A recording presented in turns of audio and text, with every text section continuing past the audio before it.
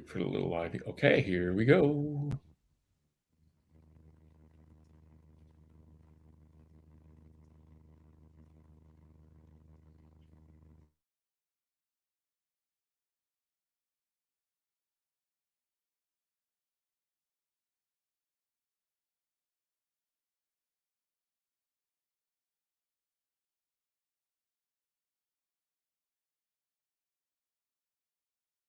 And I quote, "I'll be there in a minute. Give me a second." Time is relative, folks. Time is relative. Yes. So, hey, cheers to everybody in the chat. They're a division rival. I don't care how many wins they get. Screw them. That wasn't the take I was expecting to hear. I want to gush over watching live Chris Tanev. I think that we completely underestimate the skill it takes to play defense. One highlight or several highlights does not a Calder trophy make. I'm stepping in here. I'm going to be the crotchety old man here. They need to learn patience. They need to understand the tension, everything, and the drama. How dare! Look at this. How is McDavid not getting a penalty? You guys need to calm down with this, okay? You guys need to calm down with it. Happy Saturday. Welcome to the Shifts and Pucks podcast. Of course, you can follow us on Twitter at Shifts and Pucks, Facebook.com Shifts and Pucks, YouTube.com Shifts and Pucks, as well as Twitch.com Shifts and Pucks. Subscribe wherever you get your audio as well. We say it's a beautiful sunny day out here in Vancouver, and we say hello to Dan in Calgary. Dan, how are you doing from Fireside Chat? I'm doing well, Kev. Thanks for having me on. It's a beautiful spring-looking day out there here as well. It feels like NHL playoff weather. Kind of that sort of... It does, yeah. Or for the Flames, probably starting to think about your tee times. Yes, it feels like good golf weather for the Flames for sure. As you know, they're 8 points out. They got that big win against Vegas on Thursday, but they were able to, they're still a pretty long way out right now. And it's safe to say that the playoffs are probably not going to happen for the Flames. But let's start with the week that was. And of course, on your show, you go through every game, but we'll do this a little bit differently here on Shifts and Pucks. 3 straight blowouts, 5-1 to Florida, 7-2 to Carolina, and 6-2 to Colorado. They got off to a really good start in the first period against the Florida Panthers, and then it just caved in the second period against Florida, and it didn't really stop until really the third period against Colorado. What happened, I guess, is the question. And then you come away with on top of that is Noah Hanifin returns with the Vegas Golden Knights, and they beat the Vegas Golden Knights 4-1. Like, what happened, I guess, is the question. I think that the fact that Coach Huska called out the veterans after the Colorado game tells us something about what happened. I don't think the veterans have been where they are. I think there might be some unrest in the room right now about, we all knew that some of the deals were coming, but I think maybe it's like, it's happened. We're in a different spot now. And I also think part of it is, especially on the blue line, the Flames asking guys who aren't used to playing minutes that they're playing to play those minutes. Daniel Maramanov, for example, not used to playing 3-4 minutes, but he has been doing that. And I think guys run out of gas, maybe guys, making bad choices. I think it's just been a week of it's what you would expect a team that's rebuilding to look like, I guess. Yeah. I think one of the things, like, it was Anderson and Uyghur were combined -10 against Florida and Carolina. And I just felt like, from watching them, I felt like they were trying to overcompensate and trying to be like they are. Their names are Rasmus Anderson and Mackenzie Uyghur, but I also think that they were trying to also play Chris Tanev and Noah Hanifin as well, and almost try to do too much to compensate for the fact that there was inexperience at the blue line.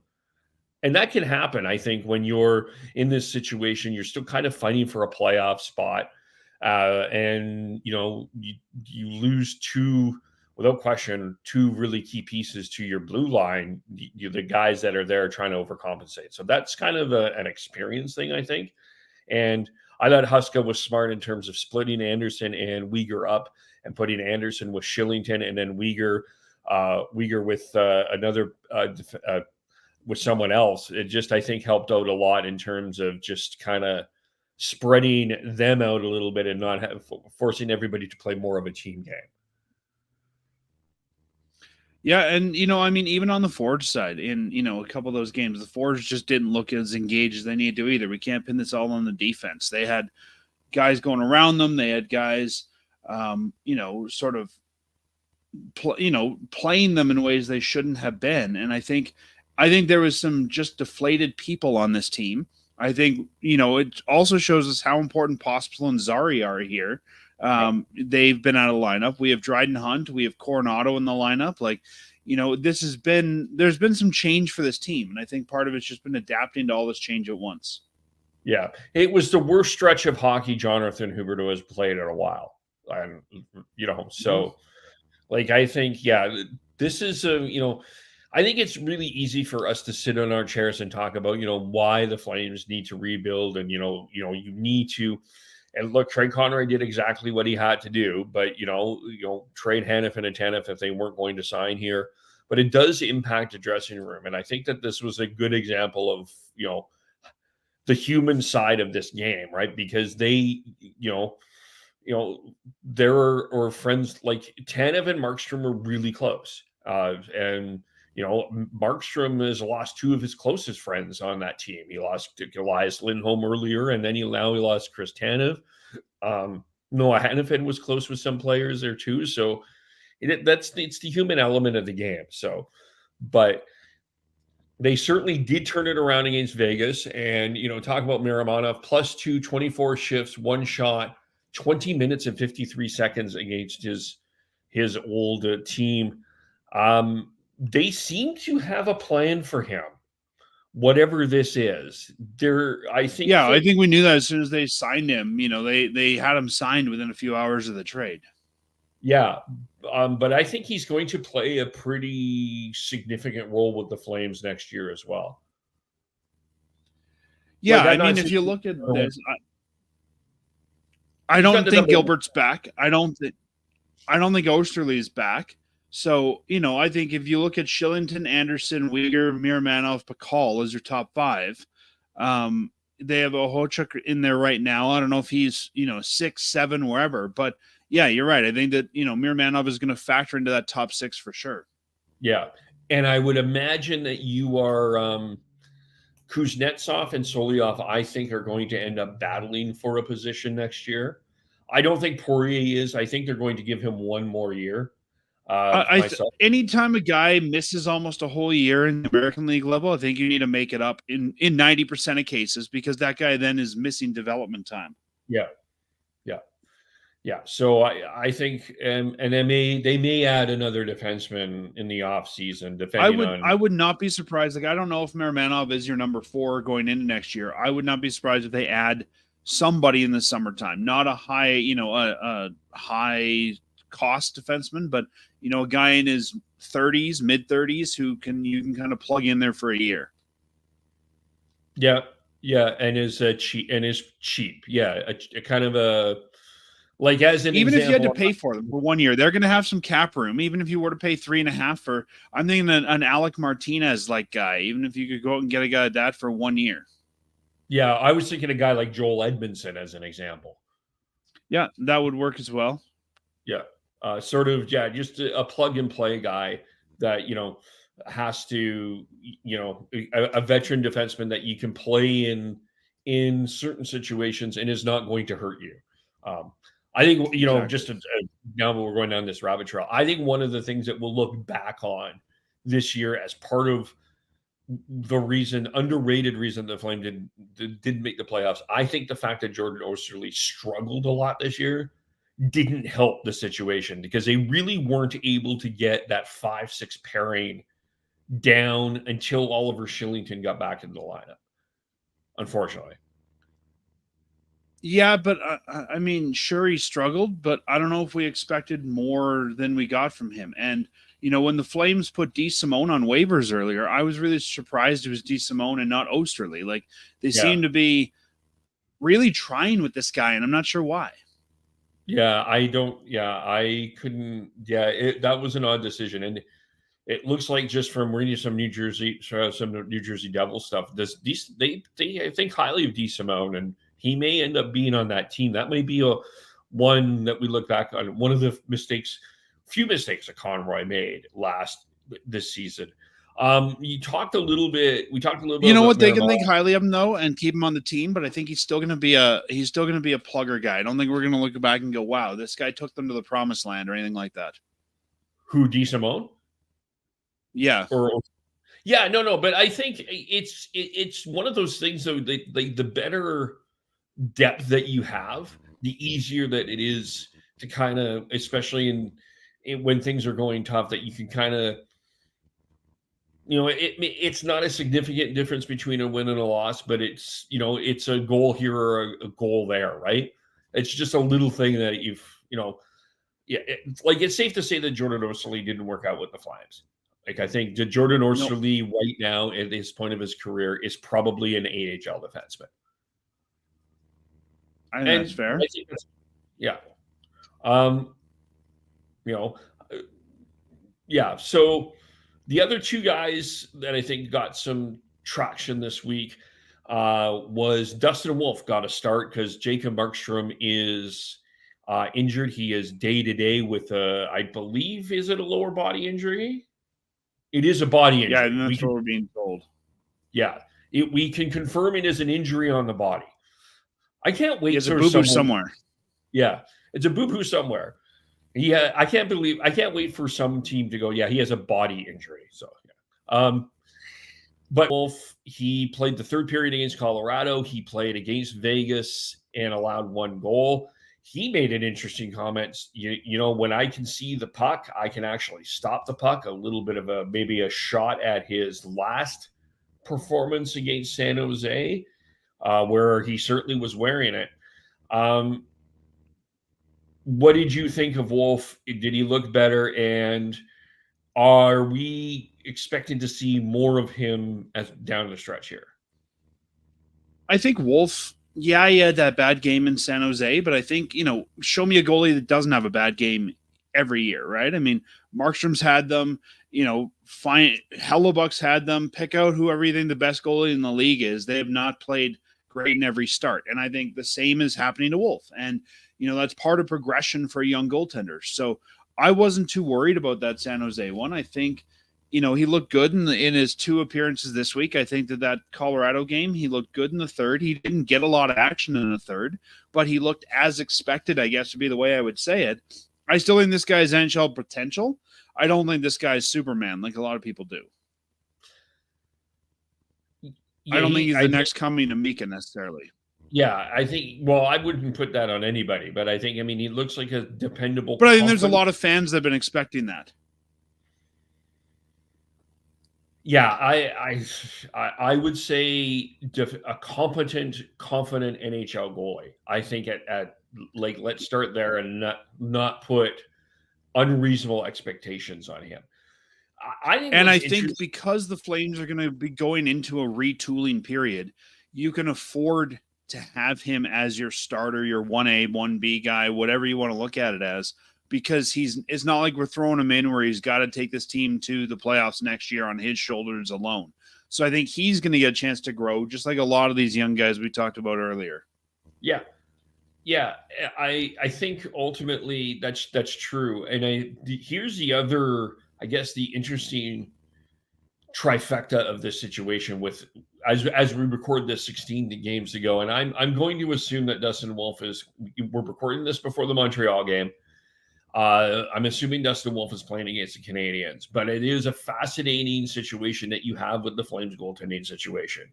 You have Markstrom, we talked about day to day. You also have a Calgary Wranglers playoff run that is coming, and I do think you need to get Dustin Wolf ready for that. And I hear a lot of Flame fans saying, you got to get Dustin Wolf. Let's let him play down the stretch. The problem with that is you do need him for the Wranglers playoff run. So, and, Dan Vladar got lit up in terms of goals. I think the poor guy also was like, the defensive gap protection between the entire team and the goaltending was further than where we are from Vancouver to Calgary, Dan. Like it was pretty bad for those 3 games that Vladar was in for. But at the same time, this is the opportunity. If Vladar is going to prove anything, this should be the time to do it, because I think he's going to get most of the games. Ultimately, you have to, like, if you count in Markstrom's situation and his injury and how much you want to play him in down the stretch, and considering the possibility of trading him in the offseason, you've got Dustin Wolf again with this playoff run. I mean, I'm not saying you don't play him, but you do have to consider down closer to the end of the year. You might probably want to rest him a little bit for that. And then you got Mark, and then this is Vladar's opportunity to shine. Really, if this is going to be Vladar's biggest step. Can we assume at this point that the Flames are not trying to make a concerning effort for the playoffs? Because if they still think they're a playoff team, I think we're going to see Markstrom played a lot more than maybe you or I think he should be. I think they're going to run They're going to try to keep Markstrom until they're mathematically eliminated from the playoffs. That's what I think that is going to happen. But after that, that's when this becomes a situation where we see the load management come in. Yeah, I agree. I think that, once they're mathematically out, or in their minds they're out. I mean, if you keep, losing 3 in a row like that, you might not mathematically be out, but looking around saying, guys, we're not doing this. Whenever the Flames feel they're out, I think Markstrom gets stapled to the bench for the majority of the rest of the season. We know what we have in him. He's a 30-plus-year-old goaltender who is having a great season. We know what we've got. We don't know really, I believe, still what we have in Dan Vladar. I don't believe we know what we have in Dustin Wolf, but I think Dustin Wolf, like you said, needs to play in the American League this year to get himself ready for that playoff run, and to be down there, support that team, and be part of that team down the stretch. I think that Wolf's best spot right now is in the American League. I think as soon as the team's out, you definitely see Vladar take over as the starter for the Flames, and you will see Wolf. I don't doubt it. But I think if you look at the AHL schedule in April, the Wranglers play pretty much all Friday, Saturday games and one Thursday game. So maybe you're pulling, Wolf up for a Monday game or Tuesday game or something like that, where you're still managing his load. You're bringing him in, you're trying him out, but I don't know you're going to get any more data from starting him 1 or 2 more times, if that makes sense. No, I mean, you're trying to develop him or get him ready for next year is the idea. But even then, I think he knows and the Flames know now what the NHL game is, and I don't know you're developing him any better with one more game. Like, I think your better development move is still to keep him in the American League. Yeah, I don't disagree. I don't disagree with you. So really, as we look at the schedule for the Flames this week, they play Montreal Saturday is the Saturday game, Washington Monday, and then they don't play until Saturday in Vancouver, and then it's a back-to-back with Vancouver, and then home to Buffalo, and then they have a Tuesday, and then they go on the road 2 weeks from now into Chicago and St. Louis. So, yeah, I mean, I think Wolf gets Saturday. Yeah, if we look at the Wranglers, they play tonight, the 16th, the 19th, the 20th, which are midweek games, Tuesday, Wednesday, then a Friday game. Then they play the next Sunday, the 24th, again, Tuesday, Wednesday, 26th, 27th, the Friday game, the 29th. So, they're going to be playing when the Flames are off in a lot of cases. So that's a great time to send them back down there. Yeah. But, I mean, I would think the Wranglers are going to want to find a way to rest him if they can as well for the playoffs. And I mean, there's a lot of back-to-backs here. Like, Calgary's playing Tuesday, Wednesday, 2 weeks in a row. So he's not going to play both of those. So, I think that, you want to rest him, but at the same time, I think you want him there for when they need him. Yeah. Because whether he's resting in, a Wranglers jersey or resting in a Flames jersey, it really doesn't matter. No, it doesn't matter. It's rest is rest, right? Yeah. So You're the resting in other, your own bed either way. yeah, it's true. You are still in Calgary, whether you're in the Flames or the Wranglers. Uh, the the other player that wanted to talk about, it showed himself pretty well, was Matt Coronado. That was probably Thursday. The game against Vegas was probably one of the best games that I thought he's looked. Haven't really. He hasn't, when he started, it wasn't necessarily ready, but I think he's growing into getting better. I mean, I'm penciling him in on the Flames lineup for next season. And I think he's starting to show some strides. I think I think a really good playoff run with the Wranglers is going to help his confidence a lot. But he's getting better. Yeah, I agree. I think he will be on the team next year. Again, as a rebuilding team, I don't see why you don't make room for him. He had a lot to work on. He still doesn't look the way I expected him to, as an NHLer. I think there's still some work to do. Yeah, the Vegas game was a really good game, but I'd say it was a good game for a lot of this roster. I think Coronado you can pencil in for next year, but I think pencil him in on the bottom six. I don't think this guy is maybe the top line winger some people thought he was going to be already. I think he's a guy you bring in, you put on the bottom six, you manage him, and you move him up as he starts to show some development. Yeah. Or I wouldn't be opposed to having him start again next year with the Wranglers, even as you mentioned that, as opposed to getting those bottom 6 minutes. Let's see by the All-Star break where he's at if he's not ready for top 6. And then after the All-Star break, let's see where he's at. I wouldn't be opposed to that either.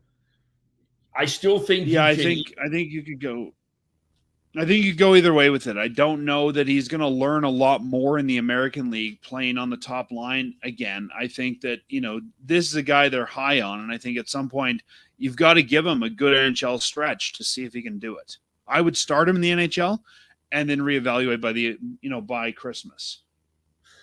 Yeah.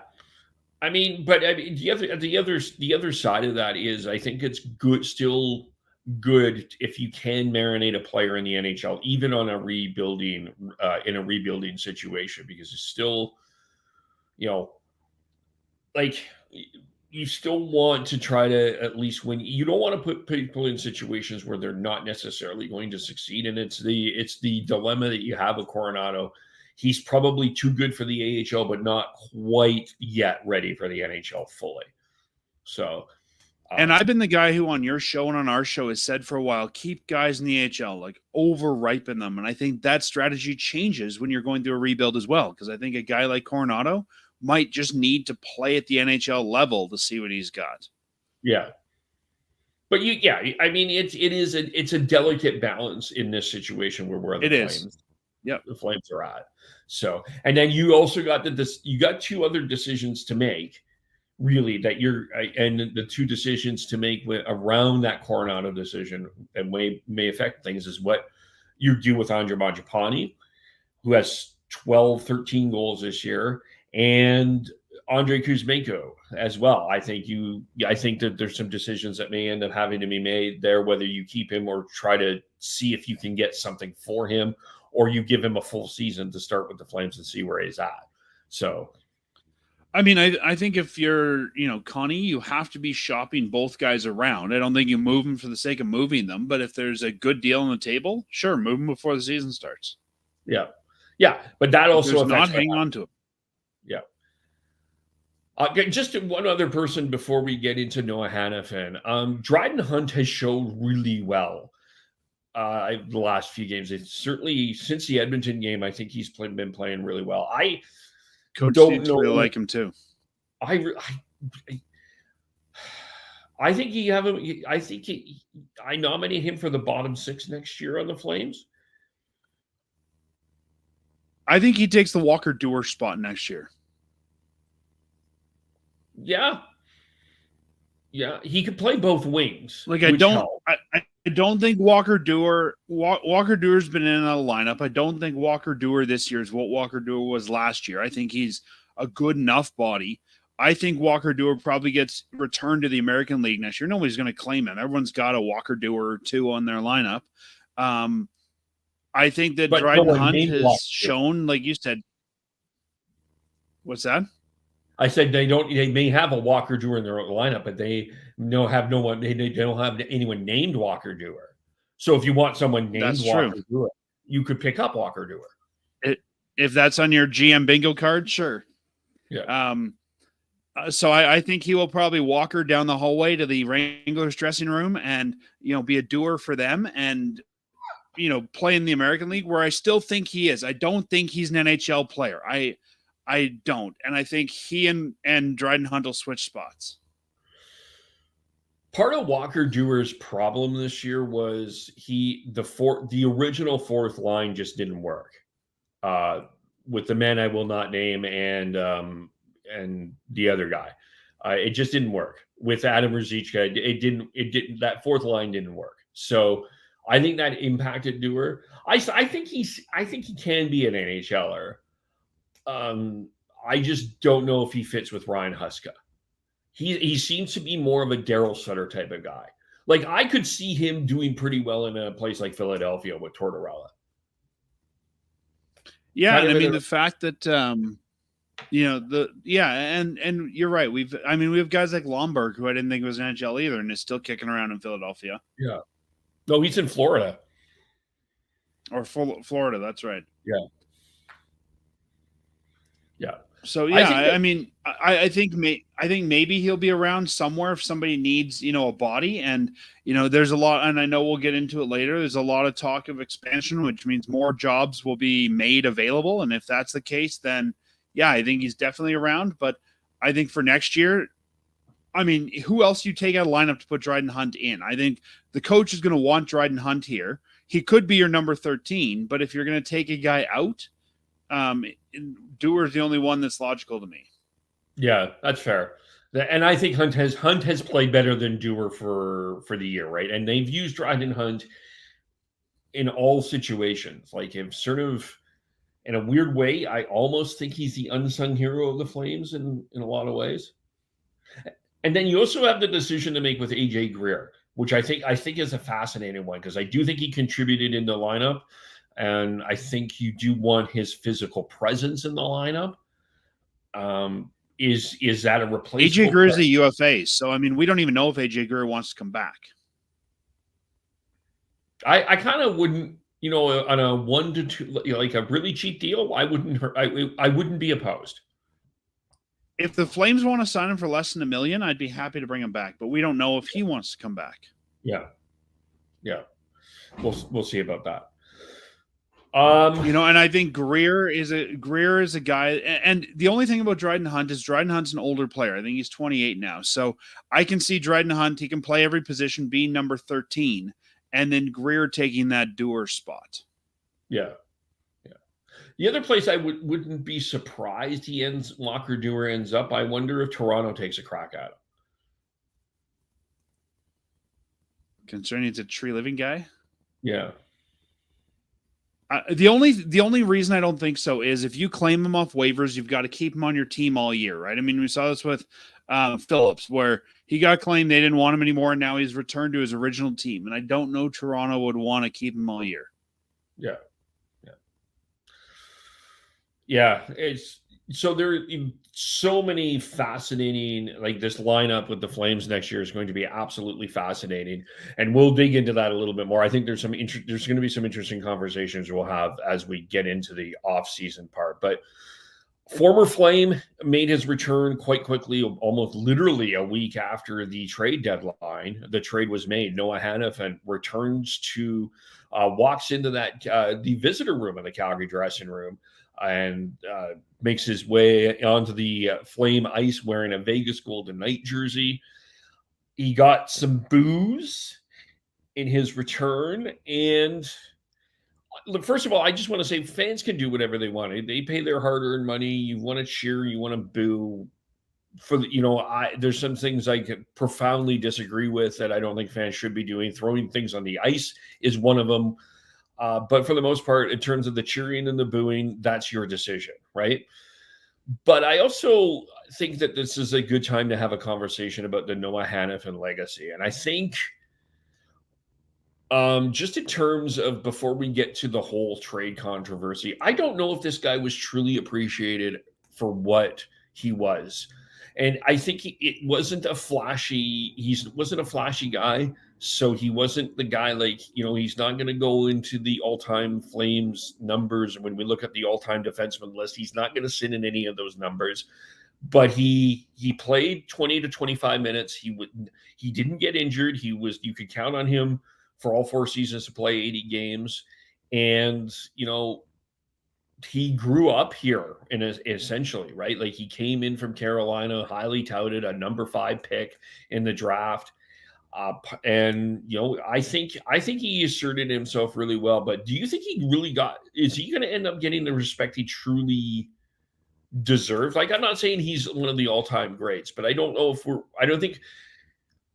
people are going to remember Noah Hanifin for what's the legacy of him, really. I think one thing to remember with Noah Hanifin is how young he was when he came. I mean, he's now 27, and that's often where defensemen are entering their peak. So, the Flames had a very young D-man here that, like you said, grew up here, and I think had to figure out what he was. I think in Carolina, he was maybe thrust too far into, that number 1 pick expectation, and Calgary let him, sort of be a number 2 guy and develop and that sort of thing. I don't think going away that he's going to be looked at as an all-time defenseman. I think he'll be looked at as a guy who came in at a time we needed young D. I always said when they brought him in, he was the long-term replacement for Giordano, is the way I looked at him. And I think he'll be a guy who did a job and moved on. I mean, we tend to remember guys here. Sandy McCarthy got some cheers when he was shown on the Jumbotron in the Colorado game, a guy nobody thinks of anymore. So I think, when we show him, he'll be remembered fondly by Flames fans, but he's not going to be a guy that people just bring up in conversation. I think he's just another D-man on an underachieving roster for a number of years.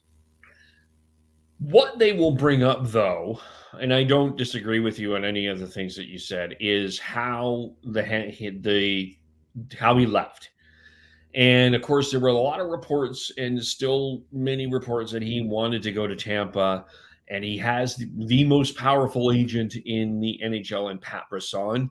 And the reports were out there that they were telling teams that he's not going to sign a extension with you, or he's going to sign an extension with you.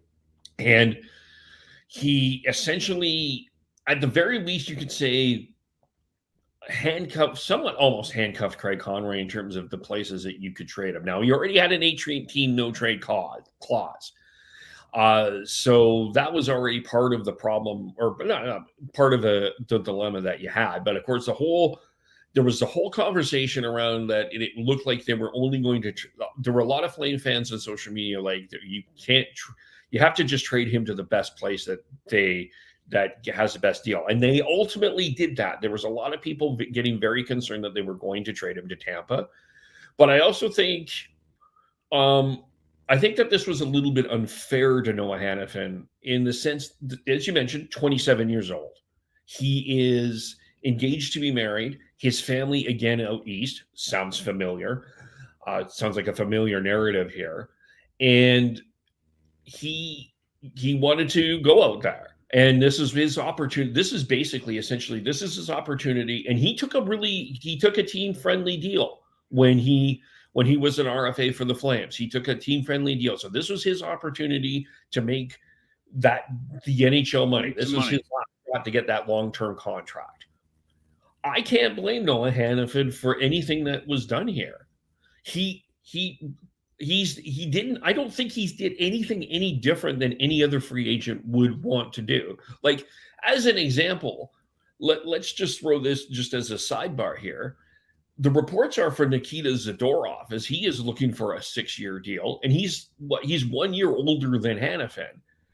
Is anyone blaming Nikita Zadorov for looking for a 6-year deal? Noah Hanifin is looking for the place that he wants to go. I don't think that that's wrong.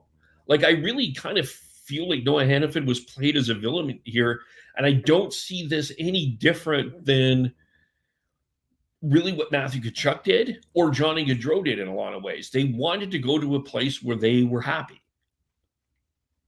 And I get the fans wanting to boo. I totally get that, but I also I'm not quite sure what the villainy for Noah Hanifin. Yeah, I mean, Go ahead. we've had this discussion on our show.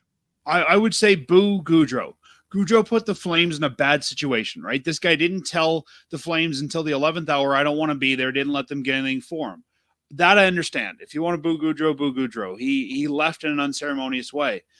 A guy like Hanifin, a guy like, Tkachuk, who is here, who gave their all to this team while they were contracted to this team, what's there to boo? They don't want to be here. If you don't want to be here, I don't want you here. You did your time. You put in your contracted time. You played as hard as you could. Fine, move on. That's the way I look at it. Like, if you don't want to be here, I don't want to lock you up to a deal, overpay you just to get you to stay. If you don't want to be here, let the team move you, which they did with Tkachuk. Let the team move you like they did with Hanifin, and, get value for that player and move on to the next chapter. I don't see why you boo them for that. Yeah. I think sometimes in this day and age where there is so much NHL insiders out there, and I'm not pinning an insider against an insider or anything like that, but I think one of the things that I think is becoming really important is not take everything that you hear at face value.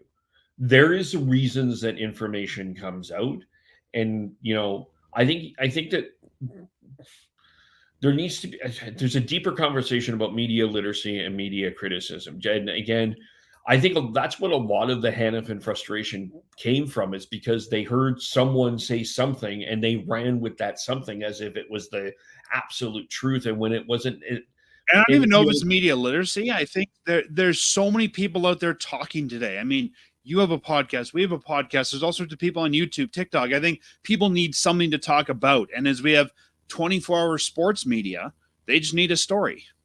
Yeah. Yeah. Who was it that talked about that this week?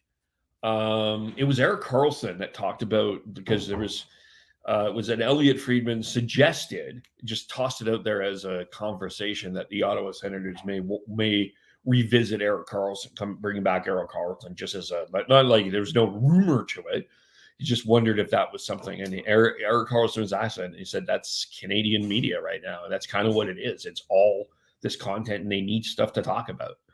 So you're right. I think that's part of it. Yeah. I just, it's kind of one of those unfortunate. Yeah. And I mean, I heard what the owner or what the agent was saying, but at the same time, and if you haven't read it, I'd suggest people go read the interview that Hanifin did with Eric Francis after he got traded. He reminded us he has a contract. His contract allows him to not be traded to 8 teams. Outside of that, he can't dictate what the Flames did. Right. He can't. Pat Brisson can talk a big game all he wants to. The guy had the right, negotiated in his contract, to have an 8-team no-move clause. So, it's not like he blocked them and said, you can't trade me anywhere. If you want the guy long-term, great. Try to negotiate with him, which we were told there was some stuff coming out of Tampa. They were trying to get an 8-year deal potentially done, but didn't have the assets for the Flames. That's fine. Like, to me, this guy was completely within his rights. And, why would you want to stay here right now? If I'm Noah Hanifin, why would I want to stick around? This team's going into a bit of a rebuild. I'm 27. I'm probably going to my peak years. So, I think this comes down to, if Calgary would have done what they, should have done maybe 3-4 years ago and tweaked this a little bit more, we'd get guys sticking around. But I totally don't blame them. Yeah. No, I don't. I can't. Yeah. You always have to do what's best for your career. These are human beings, and he's got to do what's best for him as a human being. Yeah. And we in our world, in our real non-hockey world, we always have to make the best decision for our careers in our profession. So I think it's fair to expect Noah Hanifin to do the same. And I think fans look at these guys like hockey cards. They're just tradable assets that, are just a jersey or a piece of paper. Yeah. And I think ultimately, Conroy came out, and I think Conroy did very well in that situation, all things considered. And, and Hanifin has a decision now, to make. If this would have, and Hanifin even said that in the week leading up to the deadline, Conroy reached back out, wanted to get the deal done. Like, I think the Flames would love to have him around. he didn't sign. That's fine, in my opinion. He moved on. Great. The Flames got value for him. There's still arguments if it was the value they should have got. I'm not qualified to say that. I think the trade was just fine. I would have had an issue, though, if he kept telling Connor, I'll sign in the offseason. And then in the offseason, he says, no, I don't want to sign him out of here. And the Flames get nothing for him. He didn't pull a Johnny like that. So, to me, he doesn't want to be here. Off you go. Yeah. Yeah. It is an interesting dichotomy, and you point this out, right? Like it's almost like Johnny is given a little bit of a pat on the back from some Flame fans for how he handled the Columbus situation. And Brad Treliving gets far too much criticism for that situation. And Johnny gets away with it a lot. It's when I think I'm with you. That was more on Goudreau than it was on Treliving. So, Treliving can't force the man to sign. Now, I think, and I don't know if you want to get into this whole thing. I know we've talked about it before. Treliving couldn't trade him at the deadline that year because the Flames were making a serious run for the playoffs, and that would have hurt them, right? But I think, just like this deal, there's reasons you didn't want to come back. And I think a lot of these reasons, whether they say them or not, are systemic with this team is just not very good. Why do I want to be here? Yeah. Yeah, but you wonder, though, just quickly, if the Flames beat the Oilers that year in that division round, and I'm one that believed that was a completely blown opportunity, Dan. That really was. I don't think the Flames should have lost in 5 games to the Oilers. That is, to me, we'll do a retrospective of that. But the fact they did, though, I think says something about the makeup of the team as well. Yeah, but I was going to say if they win that series, I wonder there's probably a number of different conversations had in Calgary land and who signs and who stays. Oh, I don't disagree. I think if they won that series, things would have turned out differently. I think this roster would look very different. I think the Flames would probably be in contention right now, but I think that was the final nail on the head that what we're doing here isn't working. Yeah. Yeah. Well, speaking of signing, and of course, one of the other unfortunate narratives that have come out of this situation is some people are suggesting that the Flames should not sign American players, which is complete nonsense. As Hunter Brzustewicz acquired in the Elias Lindholm trade as part of the event from the Vancouver Canucks, he did sign his entry-level contract on Thursday. So he will be at Flames camp next year. At least we'll expect to see him at rookie camp and at Flames training camp next year. What jersey he's wearing, undetermined at this point, and I think there's still a lot of answers on that situation. But first of all, in terms of the aspect of the Elias Lindholm trade, which just to refresh, it's Lindholm for Kuzmenko, Brzustewicz, Yoni Yermo, a first-round pick in this year's draft, and a third-round pick that could change if the Canucks reach the Western Conference Final. I think the signing of Brzustewicz I'm not going to say that the Flames won the Lindholm trade, but it certainly gives them a leg up in this situation. I think he wasn't going to sign in Vancouver. And of course, there's a number of reasons, probably in terms of lineup situations, as we look at Vancouver and Calgary as to why. But I think it's a big win. And this is also a guy that happens to be an American, which is also, I think, a really good sign for the Flames in terms of that unfortunate narrative that has been played out here. So anytime I hear the go ahead. Sorry, go ahead. No, anytime I hear the American narrative, I have to question it. Blake Coleman, an American, big part of this team. There's guys that are here that are Americans, and I don't think we can say every American is a bad guy or doesn't want to stay here. I think we have a couple isolated examples of guys. What's that? Dustin Wolf is an American.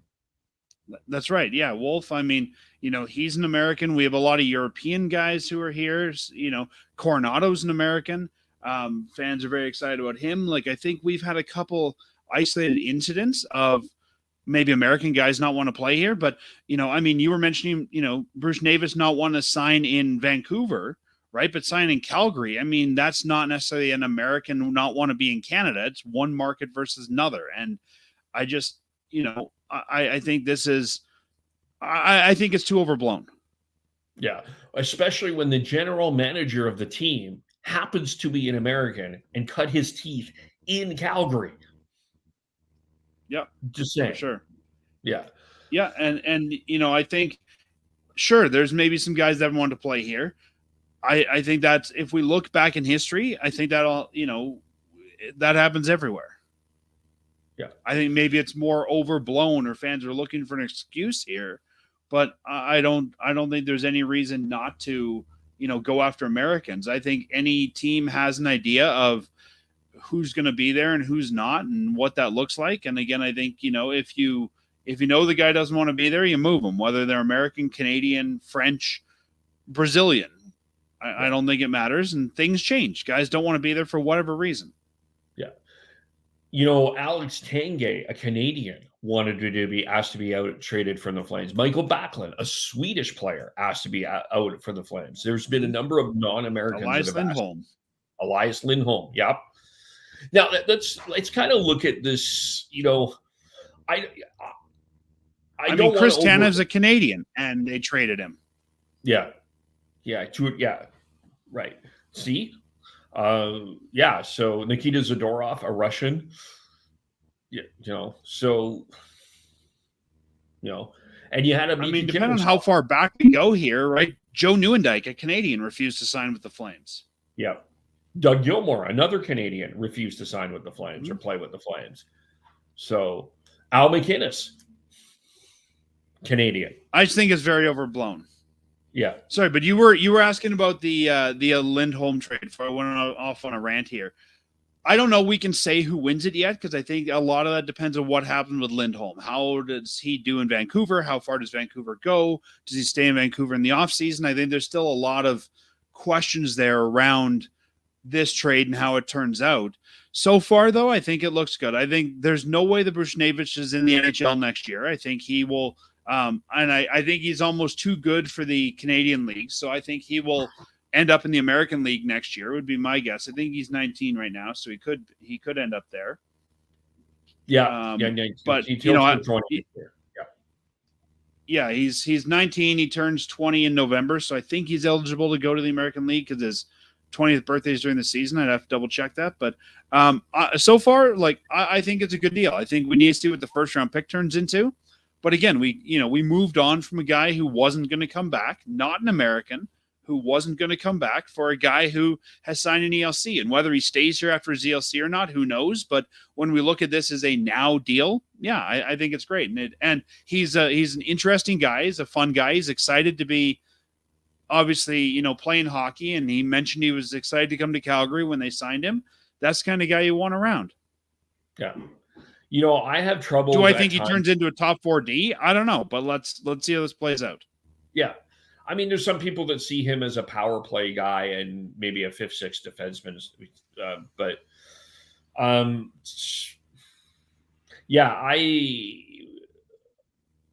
I think, I think it's a good omen or a good development for the Flames portion of that trade, which I still think has a lot to go. And even, if he doesn't sign here after he is ELC, you can trade him and you'll get something for him. So I think that is a win for a guy ultimately that you may have ended up overpaying for at this point. I mean, he's, 12, 13 goals this year, seems to be fighting off, still playing well defensively, fighting the puck offensively right now.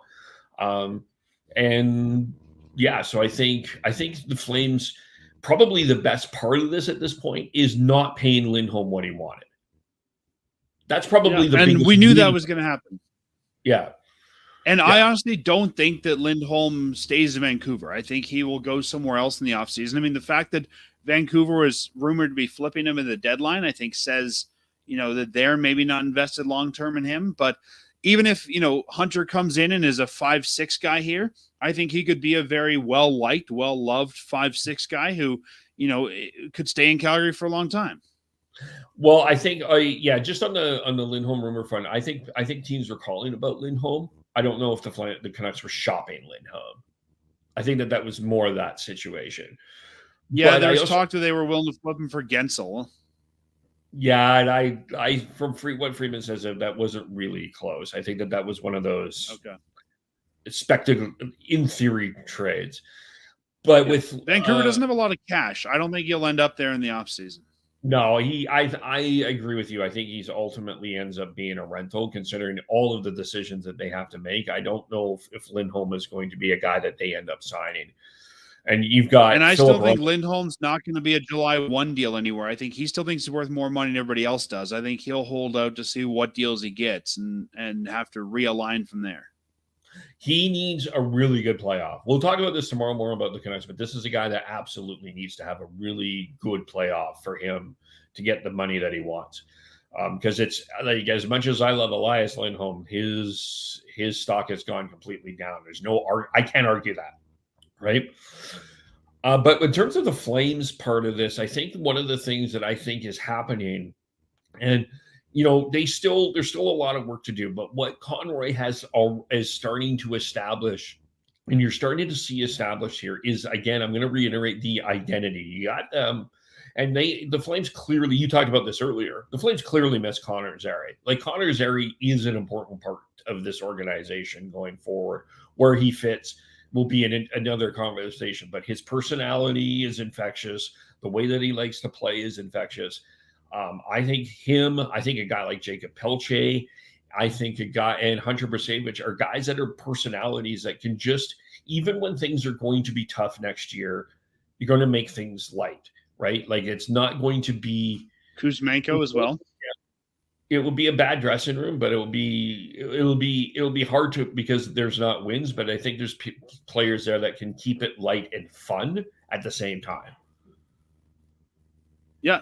And that's what you need, right? And I think even some of the veterans, I think Coleman can help with some of that. We've heard, Blake Coleman has some of that attitude. Kadri, I think is good with that.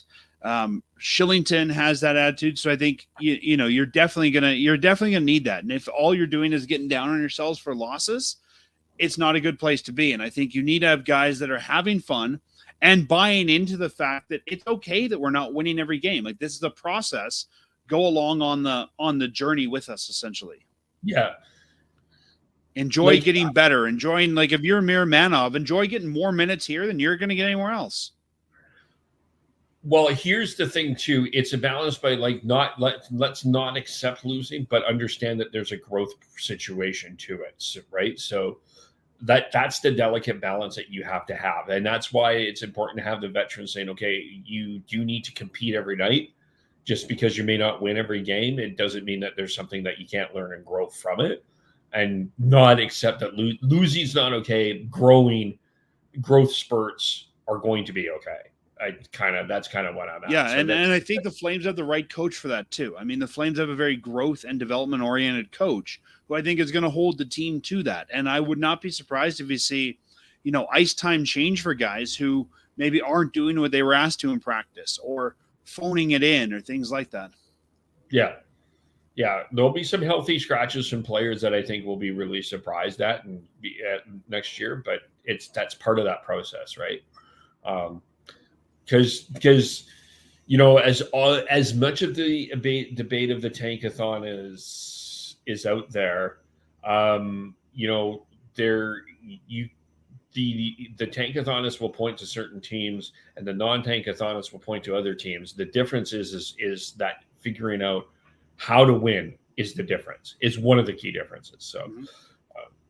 I think figuring out how to win, but also figuring out how to develop your game. I mean, we've talked about this in our show. You've talked about this. The Flames have really had no identity for the last, let's call it 10 years. They've been a collection of pieces that were expected to do well. And I think if you look at a guy like Zary, if you look at a guy like Pospisil, Coronado, we talked about earlier, Hunt, these guys are all bringing certain elements to this game. And I think if you're the coach, you're saying to Dryden Hunt, Dryden, go out there and continue to develop who you are. We're not expecting you to be Huberdeau. We're not expecting you to be Kadri. Go out there and do what it is you do really well. And, Matt Coronado, let's help you figure out what type of player you are. Yeah, exactly. Yeah.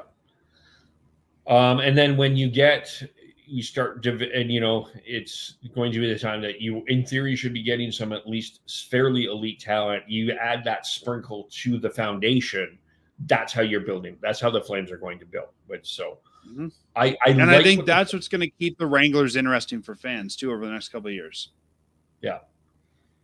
Yeah, and I think a good playoff. I think they need a good playoff run again, and hopefully they get that, and we'll see what happens.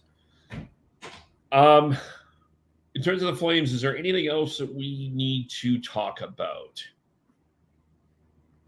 I don't think so. I think all I would say, and probably something I'll say on our show this week too for Flames fans, is remembering where the team is at, right? Don't get upset when they're losing right now. Don't get upset when the team's getting blown out. Try to look at what are the Flames getting out of that loss. And I know that sounds weird, but hey, they lose. Dustin Wolf gets NHL time. Hey, they lose. We see, Matt Coronado playing in the NHL. I think try to look for the things right now where we can say to ourselves, what are the lessons that the team's learned out of this? But and I would also add though, just because they win, and don't get upset if they win either.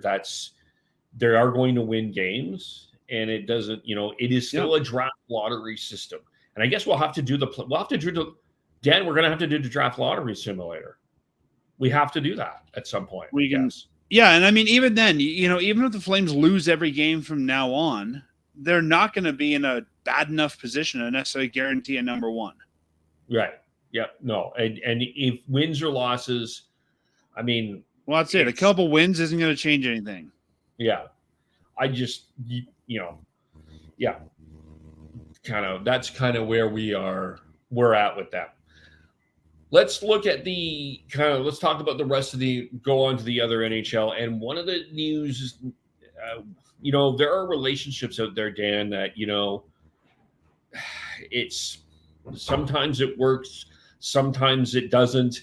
And it's an on and off. And the NHL has one of those relationships. It's with Atlanta. It's been a pretty long-term on and off. Of course, that includes. Before we go on, do you want me to run the lottery sim? Let's do it. Let's run the lottery simulator. I'm on Tankathon, getting ready to run the lottery simulator here.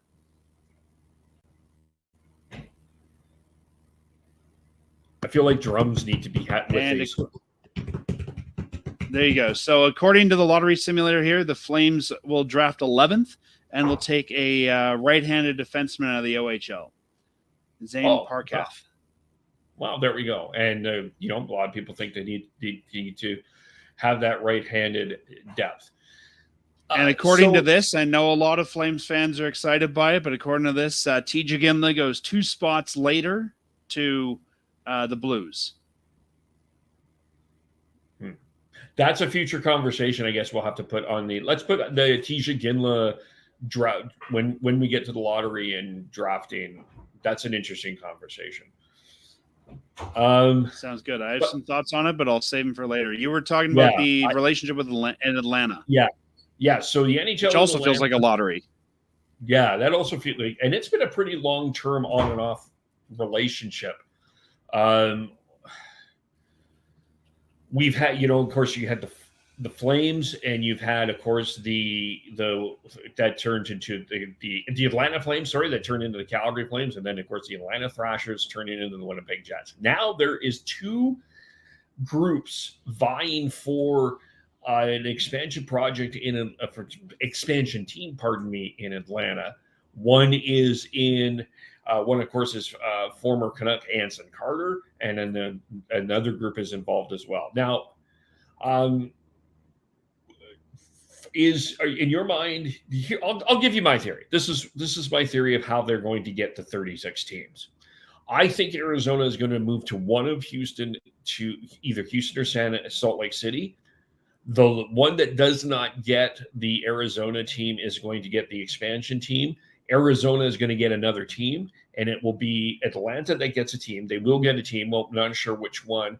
And here's my theory of the 4th team that will come in. Dan, are you ready for this? Sure. Get ready. I think Cincinnati's going to get a team. They've got, I think that there's Travis and Jason Kelsey are former hockey players. They're from Cincinnati. You also have the influence of someone like a Rene Paquette, who lives in Cincinnati right now. I think there's going to be a number of motivations there, and they're going to have to go keep the split. So they're going to have to, like, 2 teams East, 2 teams West. Atlanta will be one of the other East teams, and I think Cincinnati is going to be the other East team. I don't think it's going to be right away, but I think Cincinnati is going to get an NHL team. There goes the Cyclones in the ECHL. Well, and of course you have that history there as well. They do have a hockey history as well. So, but that's my theory. I think Cincinnati. How long do you think the new Atlanta team lasts before they end up moving to Quebec City? Since it seems like every time we put a team there, they come to Canada. Well, the average has been 10 years. So let's go 10 years. It would be 10 years, and then they move to Quebec City. But unfortunately, I just don't see them going to Quebec in terms of an expansion. And I don't think they'll expand there. There's a lot of issues with Quebec with the language and all that they already see with the Canadian that I don't think the league wants to contend with. Yeah. I don't think it's a big enough market. I think Ohio is an untapped market that the NHL has not tapped into yet. I would love to see a team back in Quebec City, but I just don't see the NHL doing it. No, I don't either. Yeah. In terms of expansion, I think that the Arizona Coyotes will move to Phoenix or to Houston. I think that's the move they make. I think that the Salt Lake owner is willing to pay the expansion fee, and I think the league will take them up on that. So I think you'll definitely see Salt Lake as an expansion. I think Atlanta makes sense in the East. It's really one of the few Eastern cities I think makes sense. And I think if we do expansion, we're going to see an expansion by 2, let's say in the next 5 years. I think those are the 2. I think it's Salt Lake and Atlanta right away. Longer term, you're saying they go back to Arizona. I don't know if they do. Like, I think that I think the owners would be gun shy about doing that again. I think that they will have to. I think that the dilemma is Arizona is a market that they want to have, but they need to figure out, like, they need to do it better than they did last time. Like, they can't have this sort of influx ownership, influx arena situation, influx all of these situations. They need to make sure that this is an established group. And I think if the NHL does it again, they're going to want someone that is they're going to at least request this group has someone that at least is a former NHL owner, or B, a high-end and a former NHL executive part of that group, or else it's not going to happen. Because it seemed to me Go ahead. It just seemed to me that there was a lot of inexperience going on with Arizona. That was part of the problem. There's just a lot of lack of political intelligence, lack of NHL, the group was not competent enough to run an NHL team. Yeah, and I think one trend we're seeing here that I think people are maybe not thinking of when they're thinking about expansion is more and more NHL teams now owning their American League affiliates. They're not as independent as they used to be. So I could definitely see, let's say Houston is the relocation market, that we then need a new American League team. I think putting an American League team in Arizona makes a lot of sense. So I could see Houston or Salt Lake fully owning an affiliate over there. Yeah. Like, I wonder if, like, whether they go to Houston or Salt Lake City. And I do agree with you. I think they end up going to Houston, and I think Salt Lake gets the expansion. Yeah. I think that's the other thing is they've had an AHL team, but I think they're going to have to run with an AHL team for a little bit here before they figure it out. Yeah, and I think if you're the league, prove to me that you can make it work at the AHL level before we expand back in. Yeah. And I think Bettman... After those two... Go ahead. Oh, go ahead. I was going to say... After those two, I'm not... Go ahead. Okay, so after those two, I don't know who the next Western team is. I mean, we heard, Kansas City years ago was interested. I'm not sure if they still are, but In the last couple of years, Gary Bettman has hinted that Omaha, Nebraska might be interested in a team, and there's an ownership group there. They've had AHL, ECHL. I mean, we all probably remember the Omaha Exarban Knights were a Flames farm team for a while. I could see that. It's close to Colorado, making sense for a Western team. And then I guess, Cincinnati I hadn't really thought of as an Eastern team, but I could see that. I think the only other logical markets in the West would be maybe Omaha, Kansas, or Portland. Yeah.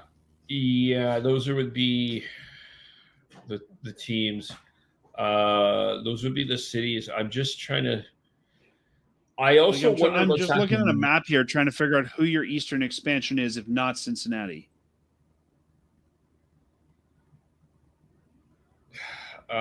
Cleveland. Maybe. And I guess when we're saying this, we have to remind fans as well. Like, what about Hartford? I think about Quebec City. I think we have to remind fans they can't just go to a city and say we're dumping a team on you, right? There has to be an ownership group in place. Yeah. I'm not sure Hartford is big enough for an NHL team right now. They've got a good American League team. I don't know that they have the market for it. Yeah. And there's a whole bunch of things we have to remember too. The NHL wants to make sure there's direct flights and all that, and I think that's where things might not work as well with Hartford. Sorry. Yeah. And the only reason I bring up Hartford is we keep bringing up Quebec City, and we forget that Hartford had their team moved as well. So, those. I think I'm just trying to think if there's anybody else. I think every other team, any other city, I'm thinking is probably too small. Maybe Austin, Texas. I don't think you're going to put two more teams in Austin. Again, that's Western. I think, I don't know. A state that I think is hockey happy is Wisconsin, but they don't have the population base for an NHL team. Milwaukee? I don't know. I don't know how their American League team does. And I don't know if they have a building that's big enough there.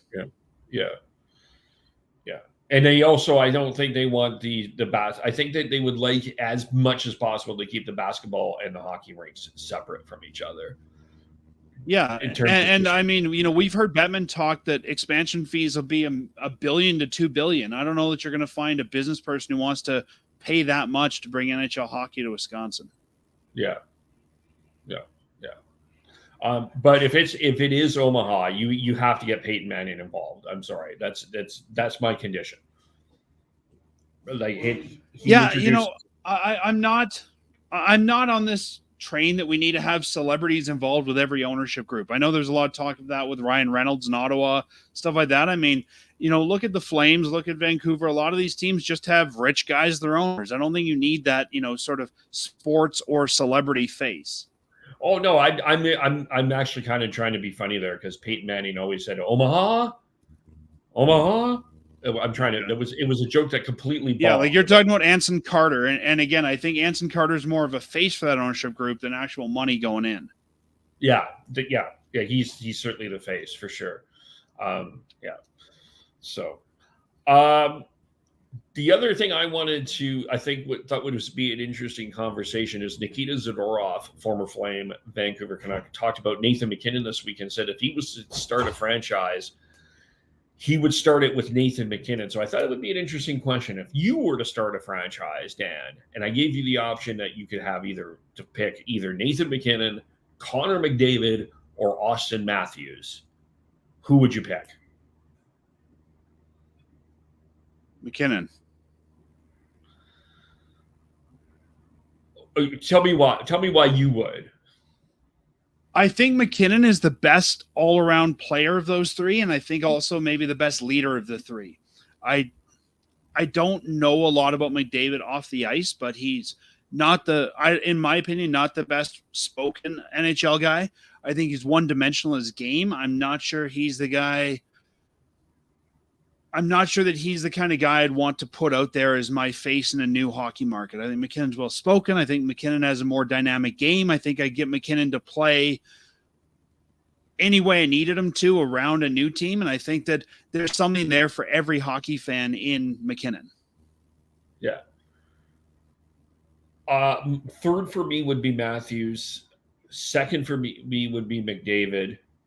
And first for me would be McKinnon. And I just think, I think a lot of the things that you said as well, I just think he's a bit of, I don't want to say that Connor McDavid has accepted losing, because I don't think that that's necessarily true. But I feel like Nathan McKinnon hates to lose more than he loves to win, a little bit more than Connor McDavid. And I think that would rub off on the players here. Like, if you're building a franchise, that's how that type of attitude is the guy that I want. I think he wouldn't like losing. He hates losing more than McDavid. I feel like that's the case. Not that McDavid hates. I kind of look at the Marc-Andre Fleury thing in Vegas too. He was a figure that they could get around as they built a new team there, and he wasn't necessarily at his peak anymore. But he was a guy that was well spoken, that could show up in town, that could, promote the team. I think McKinnon's going to do a better job of that, very similar to what we saw with Flower in Vegas. Yeah, I agree with that. Yeah, it's close. Yeah, it's an interesting debate.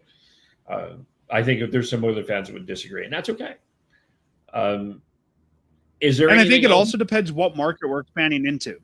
Like, do we need that sort of, do we need to hype them up for hockey like I think Vegas did? Is it a hockey market already? I think there's a number of questions that go into that. Yeah. Is there anything else that we need to talk about, or you want to talk about? Or did you have a question? One last question. No, I think I'm sure. Well, why don't you give me your last question? I tossed this out to the guys last week. I'll toss this out to you. Is Sidney Crosby a Pittsburgh Penguin next year? I don't know Sidney's thoughts, and I don't know how much he's worth on the trade market is my thing. Like, I think if you're going to trade him, I don't know a team gives you an arm and a leg for him. So he might just say, and I would have to look at his deal. I imagine he has a full no move. He might say, I just want to retire here. He's a UFA in 24-25. Yeah. But I think he might only have one more year left. Like, I don't know. Yeah. He's had some concussion issues. I'm not sure where he's at. So, if I was him, he's not like Jerome McGinley where he was chasing a cup. The man's had a cup. Like, I don't know what else there is for him to do. I think he might just want to stay in Pittsburgh and, retire a Penguin. I think the only other place that he would truly go is probably with, as mentioned, Nathan McKinnon in Colorado. I think I can't. Maybe if Montreal was in a better contending situation, I could see that, because, of course, I think that tie is there. But if you're Kyle Dubas and you let Sidney Crosby walk away, that is probably your man. That's a hard thing to recover from on your legacy, because no matter what, you can't win a Crosby. There's no way you can win a Crosby trade. No way. But no, and I mean, Sid is not the player he used to be. Let's be honest with that. He's shown his age like everybody is, but there's still so much name identity there. I would still put Crosby in the top 5 centers in the game. He's been that good this year. Yeah, like but I mean, he's his numbers are down. You can tell he's getting older. He doesn't move the way he used to. Yeah. So let's just say if I'm a GM, I'm not bringing him in to build around him or make him my number 1. I'm bringing him in probably to be my number 2. And then your return has to be number 2 value. And I'm not sure that that's an adequate return for Pittsburgh. No, as I mentioned, I think that's just an impossible trade situation for Dubas to be put in. Like that is, so, I mean, but Dubas put his chips in this year, and it didn't work. So to answer your question, I think that Crosby will start the season as a Penguin. I think it'll be up to him if he wants to move on at the deadline or not. Yeah. But to me, the man's got nothing to prove. No. But I think the other part of it is he's going to want to play in the 2026 Olympics too. But you don't need to be an NHL player to be in the Olympics. NHL players are eligible, but you don't have to play in the league. So, I mean, he could retire and come back or sign a 1-year deal somewhere. He's still a key cog on that Canadian team, though. Yeah, I don't disagree with that. But, I mean, the Olympics are 26. His contract's over in 25, whether he plays in Pittsburgh or Ottawa or wherever, or sign a 1-year deal with a team, or just say, you know what, I'm going to spend the offseason getting ready for the Olympics because I don't know I have another NHL year in me. I don't know how he's feeling. And like you said with Montreal, I mean, I think Montreal makes sense, but I don't know that Montreal would pony up what it would take to get him away. I think if you're going to do Montreal or Colorado, I would sign him. I don't think he re-signs in Pittsburgh, but I don't think any of those teams would want to give up what Pittsburgh wants for him. So I think you'd bring him in as a UFA. I think if you're a team, like if Montreal was in a situation where it was like Vancouver and this was an opportunity for them to win the cup, I think you make the move. But they're not in that situation. At that point, but that's not going to be next year. I don't see that. But Colorado, you wonder, you wonder if they can do it at that point in time. But without question, he's the early nominee for the most intriguing next year trade deadline piece. I don't know if there's anybody else that's going to be more intriguing than Sidney Crosby, but because I don't see this being. And you're right. I think he will find a way to stick around for one more Olympic run. Yeah, that's what I think is. Yeah, I think he'll do the 2026. He'll get his chance to play with McDavid and McKinnon, which he hasn't had that opportunity to do, and then we'll see after that. This is maybe looking too far in the future. You can tell me if I'm going too far, but I think Hockey Canada needs to rebuild, as we all know. I think they're going to need a face for that organization. I think you probably see him play in 2026. Retire shortly after and become sort of the face of Hockey Canada. Yeah, I think he would be a great ambassador because he's already asking the right whether questions. whether that's being a GM for their U20 teams, or whether that's being a GM for future Olympic Games, or a coach, or just being an ambassador. I think that's kind of face they're going to want to hitch whatever the new Hockey Canada is too. Yeah. That's a whole other conversation for another time, I think. It is. Yeah. Well, we'll leave it here. Of course, you're back talking most of the same things we talked about, but just with a different face with Matt tomorrow. That's right. Yeah, we'll be recording Fireside Chat as we always do on Sunday evenings. We're back to our regular time. We had to make a change last week, but we'll be recording Sunday evening. We focus all on the Flames, so not as much about expansion or Vancouver or Sidney Crosby or any of those things. We'll be looking at the Flames week, trying to take some of those good pieces, as we talked about, out of the losses and talk about what we can expect for really the last month of the season here. So if that's interesting to you, if you'd like to listen to us, you can find us wherever fine podcasts are found, and so find us on social media as well. We always put out a call on Sundays for any questions you want us to talk about. As we say, any hot topics or burning questions that you want us to cover. So let us know on social media if you have a hot topic or burning question about the Flames, and we'd love to cover it on the show and give you a shout out for giving us that question. And of course, we will be talking about the Canucks for Sunday. And of course, there's always lots to talk about. Of course, there's the Josh Manson non-disciplinary call controversy, officiating controversies, and the play of Elias Pettersson. Or is it Elias Pettersson? It really depends. Dan, this is one thing I've noticed. If Pettersson is not playing well, they go to Elias. If Pettersson is playing well, they go to Elias. So it's like when you were a kid and your parents, you were doing something bad, they went by your full name. That's exactly what's happening with Pettersson here. They go with Elias when he plays bad, Elias when he plays good. Is this sort of like Elias and Ezekiel and WWE, and we were supposed to think they were different guys? Yeah. Yes, exactly. It's exactly the same thing. Yeah. I'm not but- Elias. I'm Elias. What are you talking about? That guy crapped the bed, not me. Yeah. I think Blame- Vancouver's so used to twins. They're looking for another set of twins. Yes, exactly. Yeah. Blame that guy. It's his fault. You gotta have can you gotta have follow- twin magic in Vancouver. Yes, it's the Elias magic or lack of magic in Vancouver. You can follow Sean at Beardy Canuck 03, Tyler TNOBLE, Chris Schneid's SCHNEIDZ, our Peterborough Pete's insider Devin Gordhouse 09. He'll be joining us again very soon. I am KEVLE on all the social medias, Shiftons, Pucks, Facebook, YouTube, Twitch, wherever you get your audio.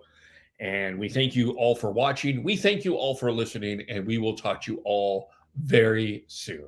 Bye for now. As I...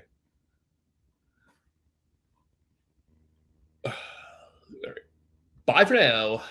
We're getting a good view of Kevin right now. We sure are. Hang on. Sorry.